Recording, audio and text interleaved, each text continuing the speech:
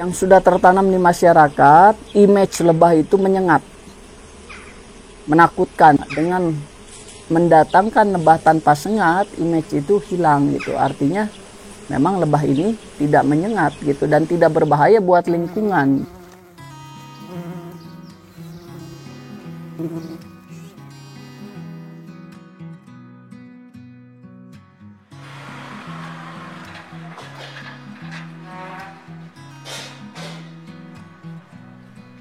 Satu waktu saya dikenalkan terhadap lebah oleh salah satu petani di kota Bandung. Bagaimana lebah bekerja, bagaimana lebah mencari nektar untuk menghasilkan madu. Kondisi fisik saya pada saat itu kurang bagus. Artinya saya mengalami sakit batuk yang cukup panjang. Mungkin ada hampir 1 bulan lebih. Petani itu mungkin kasihan, dia kasih ke saya 1 botol madu trigona. Nah, saya coba 1 gelas tuh, minum sedikit madu sama air hangat. Itu tidak sampai 5 menit hilang. Dulu itu masih sangat jarang sekali yang budidaya lebah trigona. Nah, makanya dorongan saya untuk mencoba itu sangat kuat sekali. Akhirnya saya punya taman, saya maksimalkan gimana caranya supaya lebah bisa betah. Saya tanami pakan-pakan lebah, mulai dari bunga matahari, tanaman-tanaman yang mengandung nektar, polen, resin. Setelah tanaman itu jadi, mereka menghasilkan madu juga. Bahkan saya pernah panen sampai hampir 1 kilo dari 1 kotak. Itu yang di luar dugaan saya. Lebah ini bisa luar biasa mencari pakan di tengah kota. Satu waktu ada penjabat RW mau lihat-lihat kenapa kok banyak tanaman dan sebagainya. Saya bilang, saya budidaya lebah di sini, Bu. Kata Bu RW, bagaimana Bu kalau kita coba di lingkungan kita budidaya lebah? Dengan senang hati saya, karena saya pun baru belajar gitu. Ya, akhirnya beberapa warga setuju mendirikan komunitas kelompok tani hutan Tamalago. Itu didirikan bulan September tahun 2020. Kita itu di Indonesia jenis lebah itu yang paling banyak, dan itu jadi keunggulan sebetulnya untuk budidaya di negara kita. Jadi ada telur tua, ada telur muda. Habitatnya dari mana? Habitatnya sudah jelas semua dari hutan, baik Apis trigona, Mellifera dorsata, cerana, itu berasal dari hutan semua. Kalau nggak memiliki sengat, bagaimana lebah trigona mempertahankan diri? Lebah trigona mempertahankan diri satu dengan menggunakan resin. Nah, mereka mempertahankan diri memasangkan resin-resin di luar. Nah, mereka tempelkan sampai tidak ada celah sama sekali untuk predator masuk gitu. Lalu yang kedua, mereka mempertahankan diri dengan sumutnya. Artinya ya kalau ada yang mengganggu, mereka akan menggigit melalui sumutnya. Kita membudidayakan 4 jenis lebah di sini. Jadi ada lebah trigona levisep,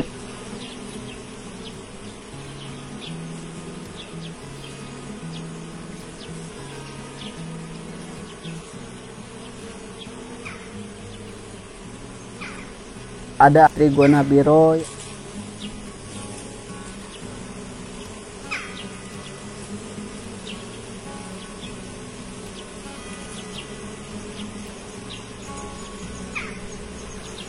ada trigona itama,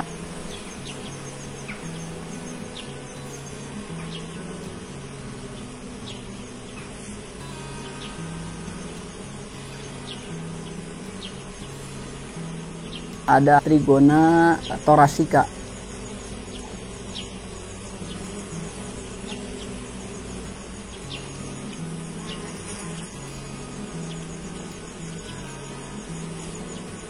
Nah, kita simpan di sini untuk melihat cocok nggak dibudidaya di kota. Ternyata alhamdulillah secara habitat atau lingkungan yang ada di sini cocok. Namun secara produksi itu masing-masing berbeda-beda gitu. Tetap untuk produksi kita harus memfokuskan kepada sumber nektar yang ada di bunga.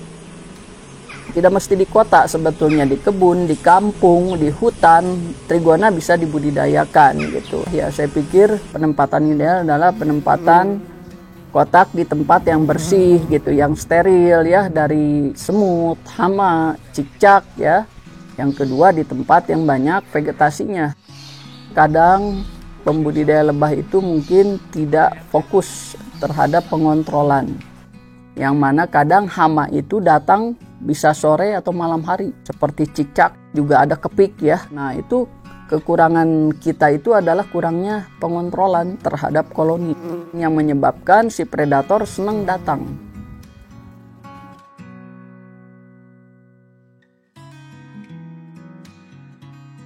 Sebenarnya sih prinsipnya proses pembiakan itu akan lebih cepat kalau kita lakukan intervensi.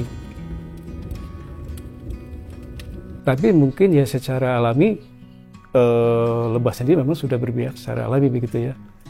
Cuman itu pasti membutuhkan waktu. Pecah koloni itu adalah salah satu kegiatan dari budidaya lebah trigona ya. Nah, kemudian tujuannya supaya bisa berkembang. Jadi tidak saja kita punya satu kotak, tapi kita bisa menjadi beberapa kotak. Nah itu caranya ada beberapa macam. Jadi kita cari dulu telur calon ratunya yang nanti akan dipindahkan kotak yang baru gitu. Sekarang kita cari ratu lebahnya dulu. Kemudian cara kedua biasanya dengan ratunya yang dipindahkan. Kalau yang tadi dipraktekkan, cara yang pertama, jadi kita cari telur calon ratunya, itu kita pindahkan ke kotak yang baru, kemudian ditempatkan di tempat yang semula. Sementara yang kotak yang lama, yang ada ratunya, itu dipindahkan ke tempat yang agak lebih jauh. Maksudnya supaya lebah-lebah yang itu tidak selalu bingung gitu ya. Selain telur calon ratunya, juga ada telur prajuritnya, dan ikutannya. Itu di dalam tuh ada ya madu mungkin ya, dan resinnya. Nah itu sebagai perkat. Itu digunakan nanti untuk sebagai perangsang supaya lebah-lebah itu tidak lari ke tempat lain. Karena dia sudah terbiasa dengan rasanya, instingnya gitu ya. Kalau berapa lamanya kita tidak bisa pastikan, itu tergantung banyak faktor, salah satunya adalah makanan. Tapi kalau pemeliharaan atau perawatan itu harus rutin. Minimal ya 2-3 hari sehari kita cek, dan jangan lupa kita harus jauhkan dari predator. Tapi kalau sudah terlihat sudah berkembang dan bagus, ya kita bisa agak lama cara pemeliharaannya, seminggu atau 2 minggu sekali. Cara panen dari jenis-jenis lebah trigona masing-masing beda-beda. Untuk lebah Apis trigona levisep itu kita cukup sayat pakai pisau atau pakai sendok ya. Untuk trigona biroi juga kita ada treatment khusus cara pemanenannya. Untuk itama juga lain. Dan kapan waktu yang tepat buat kita panen adalah pada saat musim bunga, lalu pada saat cuaca cerah. Pada saat vegetasi nektar melimpah, si lebah itu bisa dibiasakan. Artinya mau dipanen 2 minggu sekali bisa, sebulan sekali bisa. Tetapi nektar atau makanan di sekitarnya berbunganya harus rutin. Yang dihasilkan dari trigona ini, satu jelas madunya, yang kedua polennya, yang ketiga beeswaxnya, ya, propolis ya. Yang keempat, kelima, keenam itu banyak yang bisa dihasilkan dari turunan madu.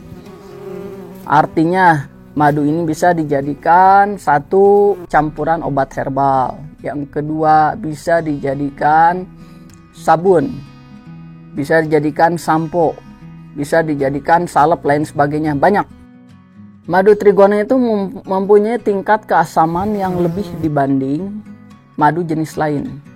Lalu yang kedua, kadar gulanya itu lebih rendah dibanding madu yang lain.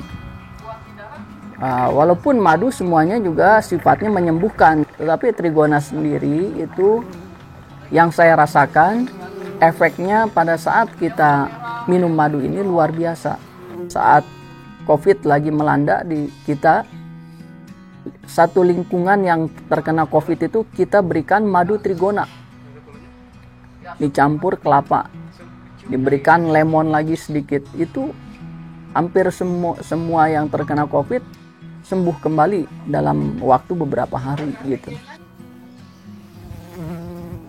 Saya ingin mengembangkan ya lebah trigona itu di sekitar perkotaan, karena di perkotaan itu ya banyak lahan-lahan sebetulnya yang bisa dimanfaatkan. Di kota itu kan banyak taman-taman kota yang sebetulnya bisa dipakai untuk kita sambil budidaya lebah gitu. Tinggal perhatian dari pemerintahnya. Kalau disimpan lebah ini, lebah akan lebih betah gitu. Tapi ya mungkin belum semua pihak paham tentang manfaat lebah ini jika disimpan di taman-taman kota gitu. Karena lebah ini sebetulnya tidak mengganggu, tapi dia memberikan banyak manfaat. Penyerbukan bunganya dibantu gitu kan. Terus madunya bisa dimanfaatkan. Jadi edukasi juga buat masyarakat mengenalkan lebah trigona.